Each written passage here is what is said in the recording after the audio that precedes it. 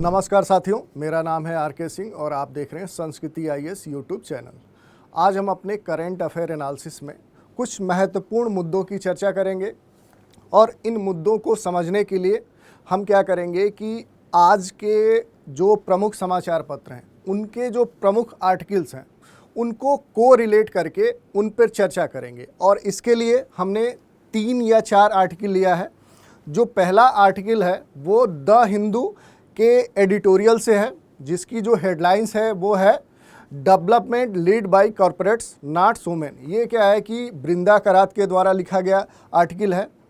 और इसी के साथ हमने एक पीआईबी का आर्टिकल लिया है, जो मूल रूप से क्या है कि सरकार ने एक घोषणा की है कि आंगनवाड़ी जो सेंटर्स होते हैं उनके अंतर्गत देश भर में कुल 17,000 क्रैच सेंटर खोले जाएंगे।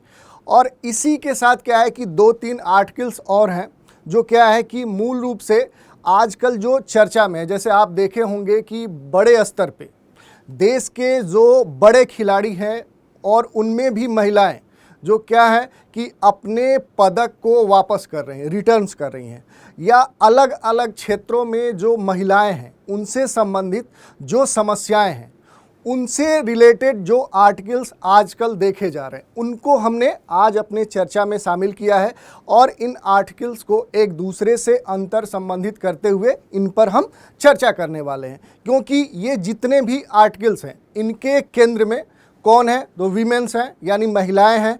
और इन महिलाओं से संबंधित जो भी बातें हैं वो सभी आर्टिकल्स में कहीं ना कहीं समान है, और इसी को ध्यान में रखते हुए आज हम चर्चा करने वाले हैं। तो पहले हम देख लेते हैं कि प्रमुख रूप से कौन से न्यूज़ हैं जिनको हम अपने आज के चर्चा में विश्लेषण का आधार बनाएंगे। तो उसमें पहली न्यूज़ है development lead by corporates not women. ये द हिंदू में प्रकाशित आज का एडिटोरियल है और आपके परीक्षा के दृष्टिकोण से बड़ा ही महत्वपूर्ण ये आर्टिकल्स है, क्योंकि इसमें क्या है कि G20 से संबंधित जो भी मुद्दे उसमें रखे गए थे, या कह सकते हैं कि महिलाओं से संबंधित जो राष्ट्रीय और अंतर्राष्ट्रीय स्तर पे जो इनके विकास, इनकी भागीदारी, सहभागिता, इससे संबंधित जो विभिन्न मुद्दे हैं उन सारे मुद्दों की चर्चा इस आर्टिकल में की गई है। क्योंकि अगर हम बात करें तो अभी हाल ही में देश ने G20 समिट की बड़े ही जोश के साथ इसकी मेज़बानी की, और इस समिट के अंत में दिल्ली डिक्लेरेशन या दिल्ली डिक्लेरेशन जो दिल्ली घोषणा पत्र जारी किया गया था, इसमें ये बात कही गई थी कि विकास में जो महिलाओं की भागीदारी है, या कह सकते हैं कि विकास का जो नेतृत्व है वो महिलाएं कर रही हैं या नहीं कर रही हैं, इस पे क्वेश्चन मार्क लगाया गया था। और इसी को ध्यान में रखते हुए विभिन्न मंचों पे ये बात रखी जा रही है कि विकास में जो महिलाओं की सहभागिता है, भागीदारी है, उसको बढ़ाया जाए। विभिन्न क्षेत्रों में इनकी जो भागीदारी है, इनकी जो वर्तमान स्थिति है उसको सुधारा जाए। तो ये जो पहला आर्टिकल है ये हमारा इसी से जुड़ा हुआ है। और दूसरा जो आर्टिकल्स है ये पीआईबी का है, जिसमें क्या है कि गवर्नमेंट्स ने कुछ घोषणा की है, और वो घोषणा है उसमें से ये जो घोषणा है ये मूल रूप से वैसी महिलाओं को ध्यान में रखते हुए किया गया है जो कुछ खास क्षेत्रों में कार्यरत हैं। जैसे अगर हम बात करें तो वैसी महिलाएं जो अपने घरों से बाहर निकलकर दूसरे घरों में जाकर काम करती हैं और उसके द्वारा आजीविका प्राप्त करती हैं, और वैसी महिलाएं जो क्या है कि किसी कृषि क्षेत्र में, किसी निर्माण स्थल पे, या कह सकते हैं किसी असंगठित क्षेत्र में जाकर काम करती हैं और उसके द्वारा आजीविका प्रदान करती हैं। तो इन महिलाओं की स्थिति को ध्यान में रखते हैं, क्योंकि ये सामान्य बात है कि ये कोई ज़रूरी नहीं कि ये अपने स्थानीय स्थल पे ही कार्य करती हैं। इसके लिए क्या है कि इनको अपने घरों से, अपने स्थानीय क्षेत्र से, अपने राज्य से दूसरे स्थान पे, दूसरे प्लेस पे जाकर काम करना होता है, और ये एक तरह से मजदूर वर्ग हैं। तो इनके सामने कई समस्या हैं। उन्हीं में से एक समस्या है कि जो इनके कम उम्र के बच्चे हैं या शिशु हैं उनके देखभाल से संबंधित समस्याएं, क्योंकि क्या है कि देश में महिलाओं की जो सहभागिता है, यानी कह सकते हैं कि देश में जो कुल कार्यबल है उसमें महिलाओं की जो भागीदारी है उसको बढ़ाने पर सरकार जोर दे रही है। और वर्तमान में कुछ ऐसे आंकड़े आए, जैसे अगर श्रम एवं रोजगार मंत्रालय के एक आंकड़े की बात करें तो कोरोना काल के बाद देश में जो कुल कार्यबल है उसमें महिलाओं की भागीदारी बढ़ी है और वो लगभग 37% हो चुकी है, जिसमें क्या है कि अब उससे संबंधित या जो वैसी महिलाएं जो क्या है कि इस कार्यबल में भागीदार हैं, उनकी भागीदारी को बढ़ाने के लिए सरकार अलग अलग स्कीम्स, योजनाएं लॉन्च कर रही है, या जो पहले से ये स्कीम्स चल रही थी उन स्कीम्स को एक दूसरे से इंटर रिलेट करके, अंतर संबंधित करके इनको प्रभावी रूप से या इनमें जो अंतर्निहित समस्याएं हैं उनको दूर करके इनको प्रभावी रूप से लागू करने पर जोर दे रही है। और इसी को ध्यान में रखते हुए जो महिलाएं अपने घरों से बाहर जाकर किसी असंगठित क्षेत्र, किसी कृषि स्थल, किसी निर्माण स्थल पे कार्य करती हैं और उनके बच्चों की देखभाल से संबंधित, उनके पोषण से संबंधित, उनके शिक्षा से संबंधित जो समस्याएं हैं उनको दूर करने के लिए केंद्र सरकार के महिला एवं बाल विकास मंत्रालय ने घोषणा की है कि देश में जो विभिन्न क्या है आंगनवाड़ी या मिनी आंगनवाड़ी केंद्र है उनमें क्या करेगी कि सरकार 17,000 क्रैश सेंटर खोलेगी, जो ऐसे जो महिलाएं हैं जिनके बच्चों की देखरेख, उनके पोषण और उनके विकास से संबंधित सारी सुविधाएं इन क्रैश सेंटर पे अवेलेबल होंगी। तो ये दूसरा जो आर्टिकल है ये भी आपके परीक्षा के दृष्टिकोण से अत्यंत महत्वपूर्ण है और ये कहीं ना कहीं इस पहले आर्टिकल से जुड़ता है, क्योंकि जो पहला आर्टिकल्स है, यानी जो कह सकते हैं कि जो पहला आर्टिकल है द हिंदू का, इसमें मूल रूप से क्या है कि जो दिल्ली डिक्लेरेशन है उसमें जो विभिन्न इस आर्टिकल में बातें की गई हैं उसमें क्या है कि पहली बात ही कही गई है विमेन एम्पावरमेंट की, महिला सशक्तिकरण की। दूसरी बात कही गई है कि जो वर्किंग ग्रुप्स हैं उनके पार्टिसिपेशन की और उनके लिए क्या इनिशिएटिव लिए जा रहे हैं। फिर बात की गई है जेंडर इनइक्वालिटी की, फिर इसमें महिलाओं के हेल्थ से संबंधित बातें कही गई हैं और उसमें मैटरनिटी लीव की बात कही गई है, ठीक है। और आप देखे होंगे कि पिछले कुछ समय से अलग अलग समाचार पत्रों में महिलाओं के मैटरनिटी लीव से संबंधित विभिन्न आर्टिकल्स भी प्रकाशित हुए, तो वो आर्टिकल्स भी कहीं न कहीं इन मुद्दों से जुड़ जाते हैं। फिर बात की गई है equal work for equal pay, यानी कि समान कार्य के लिए समान वेतन देने की, और इसके बाद न्यूट्रिशन, सस्टेनेबल डेवलपमेंट, ये सारे मुद्दे इस आर्टिकल में दिए गए हैं। इसी के साथ बात कही गई है इनके सस्टेनेबल डेवलपमेंट की, और जो सस्टेनेबल डेवलपमेंट है इसमें जो सबसे प्रमुख बात है उसमें है विमेन एम्पावरमेंट। और ये तभी हो सकता है कि जब देश में जो महिलाएं हैं और उसमें भी क्या है कि जो सबसे निचले तबके की महिला है वो क्या हो कि कार्य करने में सक्षम हो, और उसको सक्षम बनाने के लिए क्या करना होगा कि जो उसकी समस्याएं हैं उनको दूर किया जाए। जैसे हमने बात की कि वैसी महिलाएं जो घरों से बाहर जाती हैं तो उनके बच्चों की देख रेख से संबंधित जो समस्याएं हैं उनको हमें दूर करना होगा। तो ये जो प्रोग्राम है, स्कीम्स है, ये उसी को ध्यान में रखते हुए, और ये जो दोनों टॉपिक्स हैं ये क्या है कि आपके जीएस के पेपर 2 और पेपर 3 से संबंधित है। अब इससे संबंधित कुछ प्रमुख बातों की हम चर्चा करें तो जो अगर समस्या है, हमने बताया कि अगर विमेन एम्पावरमेंट हमको करना है तो उसके लिए क्या करना होगा कि वैसी महिलाएं जो अपने मूल क्षेत्र से या कह सकते हैं कि अपने राज्य से दूसरे राज्य में कार्य करने के लिए जाती हैं तो इनके साथ इनका पूरा परिवार तो साथ में जाता नहीं, या फिर कह सकते हैं कि अगर ये अपने घरों से बाहर दूसरे घरों में जाती हैं तो इनको कार्य करने में समस्या आती है, क्योंकि इनके बच्चों की देख रेख करने वाला कोई नहीं होता है। और इसी को ध्यान में रखते हुए जो देश में विभिन्न आंगनवाड़ी या मिनी आंगनवाड़ी केंद्र हैं उनके अंतर्गत सरकार ने आंगनवाड़ी सह क्रेच पर राष्ट्रीय कार्यक्रम आयोजना के तहत कुछ प्लान किया, कुछ योजना बनाई है।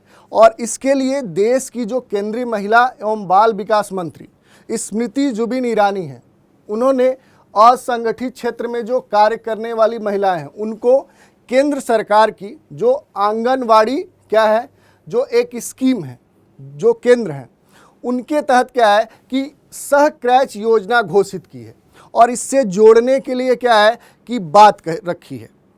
और इसके द्वारा क्या है कि ये कहा जाएगा कि वैसे बच्चे जो कम उम्र के हैं, यानी कि जो मूल रूप से क्या है कि 6 माह से लेकर लगभग 6 वर्ष के बीच है, इनकी देखरेख, इनकी पोषण और इनके क्या है कि विकास से संबंधित जो भी सुविधाएं हैं ऐसे सेंटर पे उपलब्ध होंगी।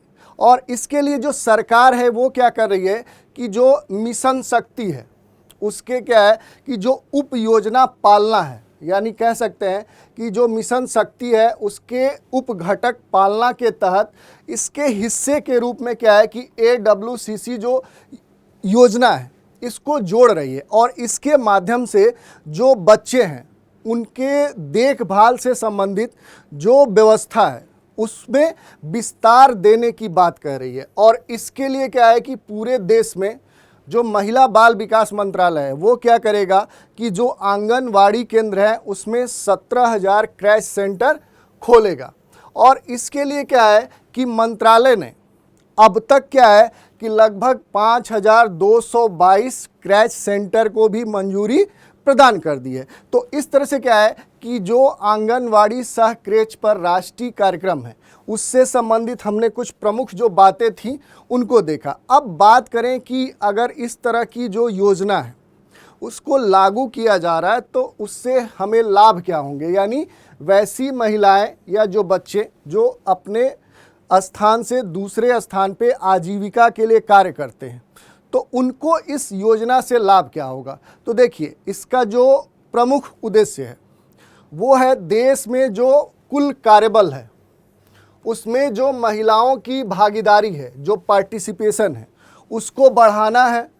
तो इससे क्या होगा कि अगर उनको हम कार्य करने के अनुकूल स्थिति अपने देश में बेहतर करेंगे तो वो अपने घरों से बाहर जाकर अच्छी तरह से कार्य कर पाएंगे। और इससे क्या होगा कि अपने देश में महिलाओं की जो भागीदारी है, यही नहीं वो कार्य क्षेत्र में ही नहीं बल्कि अन्य क्षेत्रों में भी जो सहभागिता है वो बढ़ेगा। दूसरी अगर हम बात करें तो इससे असंगठित क्षेत्र, कृषि क्षेत्र, निर्माण स्थल, ऐसे जो अलग अलग कार्य क्षेत्र हैं वहाँ काम करने वाली जो महिलाएं हैं उनके बच्चों की देखभाल अच्छे से हो पाएगी। और इसके अंतर्गत क्या है कि हमने बताया कि मूल रूप से 6 माह से लेकर 6 वर्ष के आयु वर्ग के जो बच्चे हैं उनके देखभाल के लिए एक सुरक्षित और उच्च गुणवत्ता वाले क्रैच सेंटर की स्थापना की जानी है। और जैसा हमने पहले ही बताया कि वर्तमान में क्या है कि एक डेटा श्रम एवं रोजगार मंत्रालय ने जारी किया कि देश में कोरोना काल के बाद श्रम बल में जो महिलाओं की भागीदारी है वो तेज़ी से बढ़ रही है और ये एक क्या है विकास का द्योतक है। तो इसमें क्या है कि सरकार का ये ध्यान है कि इस कार्यबल में क्या हो कि महिलाओं की भागीदारी को और बढ़ाया जाए। अब इसी के अंतर्गत जो पालना स्कीम की बात की गई है कि जिसके अंतर्गत क्या है कि आंगनवाड़ी को जोड़कर इस प्रकार की योजना को कार्यान्वित किया जाएगा। तो उसके बारे में अगर हम बात करें कि आखिर ये पालना योजना क्या है, तो इससे बच्चों के डे केयर सुविधा और सुरक्षा प्रदान करने के लिए महिला एवं बाल विकास मंत्रालय या कह सकते हैं कि केंद्र सरकार के द्वारा देश के विभिन्न राज्यों और केंद्र शासित क्षेत्रों में संचालित किया जाता है। और ये क्या है कि मिशन शक्ति का एक उपघटक है, ये क्या है उसकी एक शाखा है या कह सकते हैं उसके सहायक के रूप में कार्य करता है। और अगर इस पालना स्कीम से संबंधित इसके उद्देश्य और लाभों की बात करें तो ये क्या करता है कि बच्चों के लिए एक सुरक्षित वातावरण प्रदान करता है। बच्चों से संबंधित जो पोषण संबंधित समस्याएं हैं, क्योंकि जब महिलाएं अपने घरों से बाहर चली जाती हैं या अगर कार्यस्थल पे अपने बच्चों के साथ होती हैं तो ये इनसे संबंधित क्या है कि जो इनके फूडिंग की क्या है आवश्यकता है उसको पूरा नहीं कर पाती। इसके कारण इसका दुष्प्रभाव इनके हेल्थ पे पड़ता है, फिर इनके विकास पे पड़ता है। तो इससे क्या होगा कि पालना स्कीम के तहत बच्चों से संबंधित जो पोषण की समस्या है, हेल्थ की समस्या है और जो इनके संज्ञानात्मक विकास की समस्या है, इसको हल करने का प्रयास किया जाएगा। और इसके द्वारा क्या होगा कि ऐसे शिशुओं की जो माताएं हैं उनको क्या होगा कि लाभकारी जो सरकार की रोजगार योजनाएं हैं उनको प्राप्त करने में आसानी होगी और उसके द्वारा अधिक से अधिक वो लाभान्वित हो सकती हैं। और इसके अंतर्गत जो प्रमुख सेवाएं प्रदान की जाएंगी अगर उनकी हम बात करें तो इसमें क्या है कि 3 वर्ष से कम उम्र के जो बच्चे होंगे, जो शिशु होंगे, उनकी क्या की जाएगी, जो प्रारंभिक देखभाल है वो की जाएगी। और अगर 3 वर्ष से अधिक और 6 वर्ष तक के बच्चों की बात करें तो इनके लिए प्री स्कूल शिक्षा वो प्रदान की जाएगी। और इसी के द्वारा स्थानीय स्तर पे जो पोषक पदार्थ होंगे या कह सकते हैं कि जो पोषक युक्त जो फीडिंग होगी, फूड होगा, वो प्रदान किया जाएगा। और इस प्लान को पोषण 2.0 योजना के साथ विकास की निगरानी, स्वास्थ्य जांच और टीकाकरण को भी क्या किया गया है, इससे जोड़ दिया गया है। तो इस तरह से क्या है कि ये क्या था पालना स्कीम, उसके बारे में जो प्रमुख प्रावधान किए गए थे, इसके कौन से लाभ हो सकते हैं, इसमें कौन सी बातें कही गई हैं, उनकी हमने चर्चा की। अब जो हमने बात की कि पालना जो स्कीम है ये मिशन शक्ति का एक उपघटक है, इसी की एक उपयोजना है। तो थोड़ा सा क्योंकि ये भी क्या है चर्चा में बना हुआ, तो शायद ये आपके परीक्षा में भी पूछा जा सके। तो संक्षिप्त में इसको हम देख लेते हैं। तो मूल रूप से क्या है कि यह भारत सरकार यानी सेंट्रल गवर्नमेंट का क्या है, एक एकीकृत महिला सशक्तिकरण कार्यक्रम है। और इसे मूल रूप से किस लिए प्रारंभ किया गया, तो महिला सुरक्षा और सशक्तिकरण के लिए एक अम्ब्रेला योजना के तहत इसको लॉन्च किया गया था। और अगर हम बात करें कि इस योजना का जो कह सकते हैं कि मुख्य रूप से जो कार्यान्वयन वर्ष है, जो एक टाइम लिमिट दी गई है, वो वर्ष 2021-22 से लेकर वर्ष 2025-26 तक है। और इसी क्या है मिशन के तहत 2 और प्रोग्राम लॉन्च किए गए हैं, वो है संबल और दूसरा है सामर्थ्य। तो ये भी आपको ध्यान में रखना है कि मिशन शक्ति की 2 उपयोजनाएं हैं, कौन सी, संबल और सामर्थ्य। तो इनको भी आपको ध्यान में रखना है। और इसके बारे में अगर संक्षिप्त में देखें तो जो संबल है ये महिलाओं की सुरक्षा को ध्यान में रखते हुए संचालित किया जाता है, जिसके अंतर्गत जो प्रमुख क्या है बातें हैं वो है 1 स्टॉप सेंटर, महिला हेल्पलाइन प्रदान करना, बेटी बचाओ बेटी पढ़ाओ और नारी अदालत। तो ये कार्यक्रम इस संबल जो उपयोजना है इसके अंतर्गत संचालित होते हैं।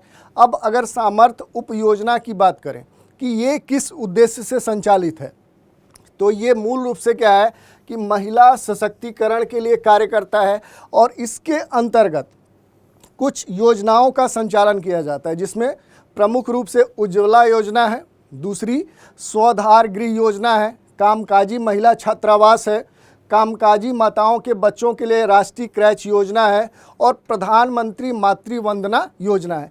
तो ये क्या थे कि संबल और जो सामर्थ्य है उनके बारे में हमने देखा कि इनके अंतर्गत कौन से लक्ष्य या कौन सी सेवाएं प्रदान की जाती है। अब हम देख लेते हैं कि जो पिछले कुछ समय से अलग अलग समाचार पत्रों में जो मैटरनिटी लीव से संबंधित जो विभिन्न आर्टिकल्स आ रहे थे, उनका जो कहीं ना कहीं संबंध था वो था मातृत्व लाभ संशोधन अधिनियम 2017 से। क्योंकि ये भी हो सकता है कि न्यूज़ से ये संबंधित क्या है अधिनियम है, तो न्यूज़ के बजाय इस अधिनियम से संबंधित प्रश्न आपसे पूछ ले। अगर इससे संबंधित कुछ प्रमुख बातों की चर्चा करें तो यह महिलाओं को सवैतनिक मातृत्व अवकाश को 12 से 26 सप्ताह तक प्रदान करने की बात करता है, यानी कि वेतन के साथ ये अवकाश प्रदान करता है। इनमें 8 हफ्ते तक प्री डिलीवरी अवकाश लिया जा सकता है और 50 या अधिक कर्मचारियों वाले जो उद्यम हैं उनको क्या है कि इनसे संबंधित क्रैच सुविधा प्रदान करना भी इसके अंतर्गत प्रावधान है।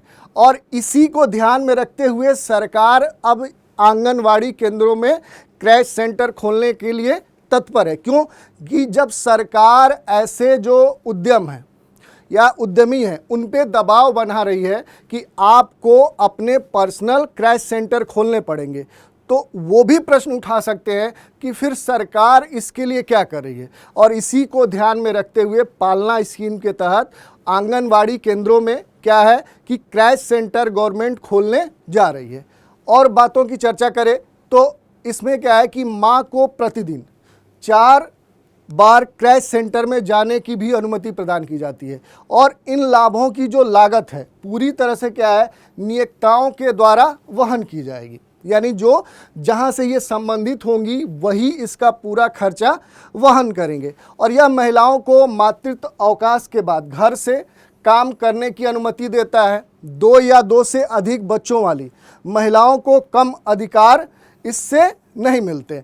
अब हम अगला पॉइंट देख लेते हैं कि जो ये क्रैच सेंटर खोले जाएंगे देश के अंदर, जो विभिन्न आंगनवाड़ी केंद्र हैं उनमें ये खोले जाएंगे, तो इससे संबंधित कौन सी बातें हैं। तो इसके अंतर्गत बच्चों को क्या है कि इनके देखभाल और इनकी सहायता के लिए ये सेंटर खोले गए थे। और पहली बार इनकी शुरुआत कब हुई थी तो देश में 1975 में आंगनवाड़ी केंद्र खोले जाने प्रारंभ किए गए थे।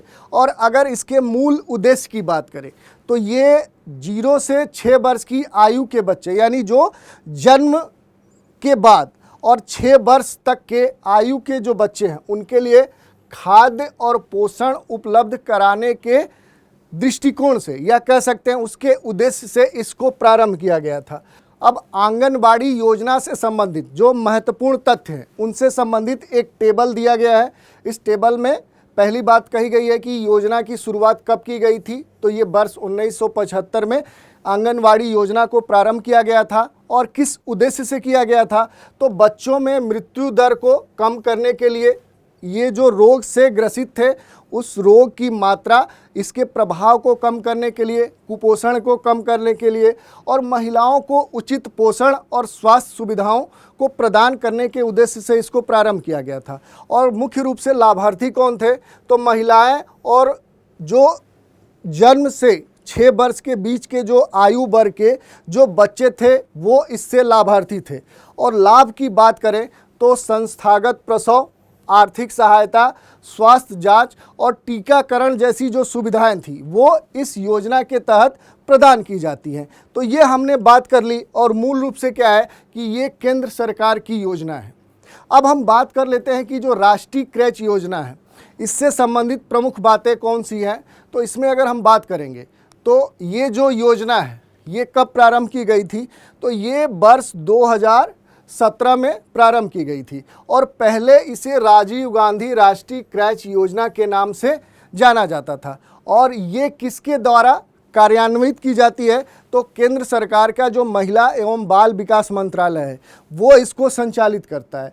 अगर इसके उद्देश्यों की बात करें तो कामकाजी माताओं के बच्चों, और मूल रूप से क्या है कि जो 6 माह से लेकर 6 वर्ष आयु वर्ग के बीच है उनको डे केयर सुविधा इसके द्वारा प्रदान किया जाता है। और यह क्या है कि ग्रामीण और शहरी क्षेत्रों में कामकाजी महिलाओं पर ध्यान केंद्रित करता है जो 1 महीने में कम से कम 15 दिन या साल में 6 माह के लिए कार्यरत होती हैं। तो ये इससे लक्षित क्या है महिलाएं हैं। अगर इसकी आवश्यकता की बात करें तो उचित डे केयर सेवाओं की कमी अक्सर महिलाओं को बाहर जाकर काम करने से रोकती है, क्योंकि हम बात कर रहे हैं कि देश में महिलाओं की क्या हो कि कार्यबल में भागीदारी बढ़े। और ये क्या करता है कि देश में पहले क्या है कि समस्या ये है कि वे कामकाजी महिलाएं जिनके पास उनका परिवार उनके साथ नहीं होता है, तो उनको कार्यस्थल पे जाकर काम करने की समस्या होती है। और इसमें क्या है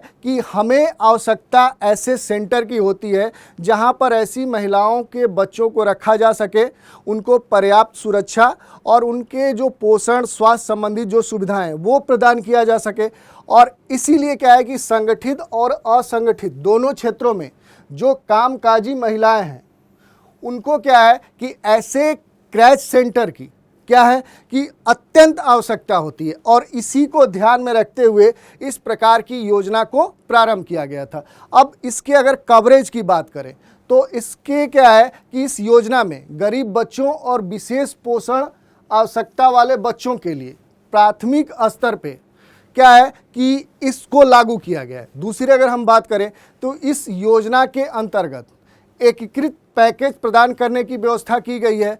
और जो महिलाएं अपने बच्चे को किसी कार्यस्थल पे जाकर उनको दूध पिलाने में या कह सकते हैं कि किसी ऐसे क्षेत्र में जहां काम कर रही है वहां बच्चे को लेकर उसको सुलाने में उनको दिक्कत होती है, तो उनके लिए क्या है कि ऐसे सेंटर पे उनको दूध पिलाने और उनके सोने से संबंधित क्या है कि सुविधाएं भी प्रदान की जाएगी। और 3 वर्ष से जो कम उम्र के बच्चे हैं उनकी प्रारंभिक देखभाल, और जो 3 वर्ष से 6 वर्ष के बीच में हैं उनके लिए क्या है कि प्री स्कूल शिक्षा की व्यवस्था भी की जाएगी। और इसके अलावा पूरक पोषण प्रदान करने की भी क्या है इस योजना में व्यवस्था की गई है। और उनके स्वास्थ्य की जांच समय अंतराल पे करते रहने की भी बात कही गई है। और इनके टीकाकरण की भी जो बात है वो इस योजना में शामिल की गई है। साथ ही कुछ दिशा निर्देश भी जारी किए गए हैं। ये कहा गया है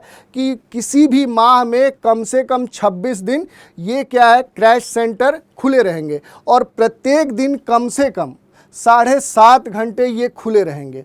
और किसी भी क्रैच सेंटर पे 25 बच्चों पे कम से कम एक क्या है कि कार्यकर्ता और एक सहायक होना अनिवार्य है। तो इस तरह से क्या है कि ये इससे संबंधित कुछ प्रमुख बातें कही गई थी। तो आज हमने चर्चा कर ली कि जो देश में महिला भागीदारी की अलग अलग क्षेत्रों में बढ़ाने की बात कही जा रही है, या फिर कह सकते हैं कि विमेन एम्पावरमेंट की बात कही जा रही है, जिसके लिए क्या है कि सरकार सबसे पहली बार क्या है कि निचले स्तर पे कार्य करना प्रारंभ किया है। इसमें क्या है कि वैसी महिलाएं जो अपने घरों से बाहर जाकर आजीविका के लिए कार्य करती हैं, चाहे वो किसी कृषि क्षेत्र में करें, किसी निर्माण स्थल पे करें, किसी असंगठित क्षेत्र में काम करें, तो सबसे पहली जो समस्या उनके सामने होती है उनके बच्चों की देखरेख से संबंधित होती है। और इसी को ध्यान में रखते हुए देश में जो स्थित क्या है आंगनवाड़ी केंद्र है वहाँ पर क्या है कि सरकार या कह सकते हैं कि केंद्र सरकार के महिला एवं बाल विकास मंत्रालय 17,000 क्रैच सेंटर स्थापित करने की योजना पर काम कर रहा है। और उससे संबंधित हमने जो प्रमुख बातें थी, उससे संबंधित जो योजनाएं थी उनकी चर्चा की, क्योंकि ये आगामी जो परीक्षाएं आपकी हैं उनमें कहीं ना कहीं ये पूछी जानी है और ये महत्वपूर्ण क्वेश्चन है।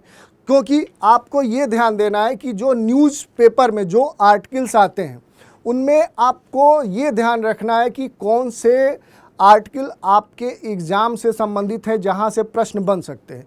तो अब समय आ गया है कि आप ध्यान देकर आर्टिकल्स का चुनाव करें और उसमें जो अंतर्निहित प्रमुख कंटेंट है, तथ्य हैं, उनको ध्यान से ऑब्जर्व करें और उनको एक बार कलेक्शन कर ले और उससे संबंधित जो प्रश्न आ सकते हैं वो तभी आप हल कर पाएंगे। और इसी को ध्यान में रखते हुए हम कुछ उदाहरण के तौर पे आपको प्रश्न दे रहे हैं। पहला जो प्रश्न है, कार्यबल में महिलाओं की भागीदारी को बढ़ाने के लिए भारत सरकार द्वारा किए जा रहे प्रयासों की चर्चा कीजिए। ठीक है, ये आपके कुछ प्रमुख या कह सकते हैं जो मेंस एग्ज़ाम है उसमें आने वाले प्रश्न हो सकते हैं। इसी के साथ प्रारंभिक बचपन देखभाल और विकास कार्यक्रम के प्राथमिक घटक और मुख्य उद्देश्य क्या हैं, यह बच्चों के समग्र विकास में कैसे योगदान देता है, ये भी एक प्रश्न बन सकता है। एक और प्रश्न बन सकता है कि मातृत्व लाभ संशोधन अधिनियम 2017 के प्रमुख प्रावधानों का उल्लेख करते हुए इस अधिनियम का समालोचनात्मक मूल्यांकन कीजिए। तो इस तरह से क्या है कि आज के चर्चा पे कुछ मुख्य परीक्षा से संबंधित प्रश्न बन सकते हैं और इस चर्चा पे कुछ ऑब्जेक्टिव प्रश्न या बहुविकल्पी प्रश्न भी बन सकते हैं। जैसे निम्नलिखित कथनों में से कौन सा से सही है? पहला है पालना मिशन शक्ति के तहत एक उप योजना है। दूसरा स्टेटमेंट है आंगनवाड़ी की जो शुरुआत हुई थी 1975 में हुई थी। नीचे दिए गए कूट से सही उत्तर का चयन कीजिए। केवल एक, बी विकल्प है केवल दो, सी है एक और दो दोनों, डी है एक और ना ही दो। और देखिए इसी पे अन्य क्वेश्चन भी बन सकते हैं, जैसे निम्नलिखित में से कौन से राष्ट्रीय पोषण मिशन के उद्देश्य हैं? पहला कथन है गर्भवती महिलाओं और स्तनपान कराने वाली माताओं के बीच कुपोषण के संबंध में जागरूकता पैदा करना।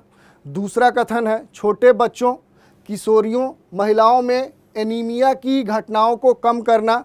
तीसरा है बाजरा, मोटे अनाज, बिना पालिश किए चावल की खपत को बढ़ावा देना। और चौथा स्टेटमेंट है पोल्ट्री अंडे की खपत को बढ़ावा देना। और नीचे दिए गए कोड का उपयोग करके सही उत्तर का चयन कीजिए और विकल्प आपके सामने दिए गए हैं। ए है केवल एक और दो, बी है एक, दो और तीन, सी है एक, दो और चार और डी है केवल तीन और चार। इसी पर एक और प्रश्न लेते हैं जो कि क्या है कि मातृत्व लाभ जो अधिनियम 2017 है इससे संबंधित है। ये क्या कह रहा है कि मातृत्व लाभ संशोधन अधिनियम 2017 के संबंध में निम्नलिखित में से कौन सा से कथन सही है? पहला स्टेटमेंट है गर्भवती महिलाएं प्रसव से पहले 3 महीने और प्रसव के बाद 3 महीने की सवैतनिक छुट्टी की हकदार हैं। दूसरा स्टेटमेंट है क्रैच वाले उद्यमों को मां को प्रतिदिन कम से कम 6 क्रैच दौरे की अनुमति देनी होगी। तीसरा स्टेटमेंट है 2 से अधिक बच्चों वाली महिलाओं को कम अधिकार प्रदान किए गए हैं। ठीक है, और इसके आधार पर कहा जा रहा है कि नीचे दिए गए कोड का उपयोग करके सही उत्तर का चयन कीजिए। पहला विकल्प है केवल एक और दो, बी है केवल दो, सी है केवल तीन, डी है एक, दो और तीन। तो आज हमने जो कुछ प्रमुख स्कीम्स थी और सरकार जो क्या है कि राष्ट्रीय अंतर्राष्ट्रीय स्तर पे अलग अलग मंचों पे जो महिलाओं की भागीदारी है, चाहे वो विकास की बात हो या अलग अलग क्षेत्रों में इनकी सहभागिता की बात हो, इनसे संबंधित विभिन्न इनिशिएटिव ले रही है, स्कीम्स स्टार्ट कर रही है, योजनाओं पे काम कर रही है, उन पे हमने चर्चा की और उससे संबंधित जो आपके मुख्य परीक्षा में प्रश्न बन सकते हैं और जो आपके प्री एग्जामिनेशन में या प्रारंभिक परीक्षा में प्रश्न बन सकते हैं, उनसे संबंधित भी कुछ उदाहरण के तौर पे प्रश्न लिए। तो आज इस चर्चा में इतना ही। आप इस चर्चा में बने रहें, उसके लिए धन्यवाद। नए चर्चा में एक नए विषय के साथ फिर हाजिर होंगे, तब तक के लिए धन्यवाद।